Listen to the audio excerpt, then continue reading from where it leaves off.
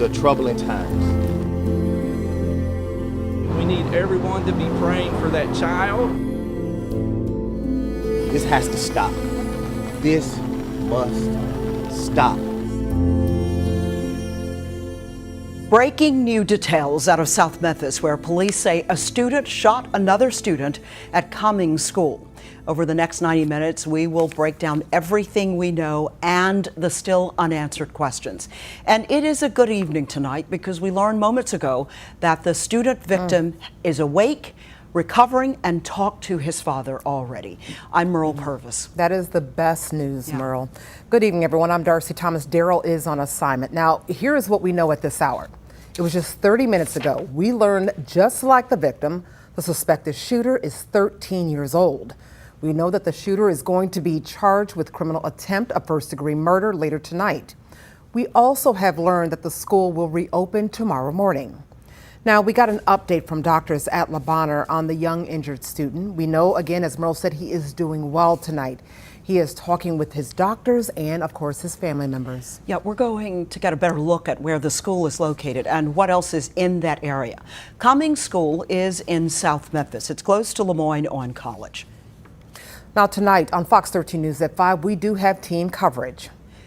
We have everything from what our first reporter on the scene, Jeremy Pierre, saw and what he heard before police even taped off that area, as well as the evacuation of students and getting them back into the arms of their parents. We're going to get over to Fox 13's Dominique Dillon, who has been listening in on the news conference that just wrapped up.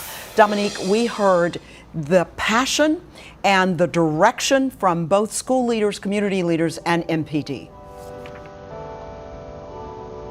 That's right, Merle. This news conference just wrapped up about 15 minutes ago or so here at Metropolitan Baptist Church. And this has been the site where a lot of parents had to come to throughout the day to pick their children up after they learned about the shooting early this morning. As you mentioned, we do know that the child involved in this shooting, according to police, will be charged with criminal attempted first-degree murder.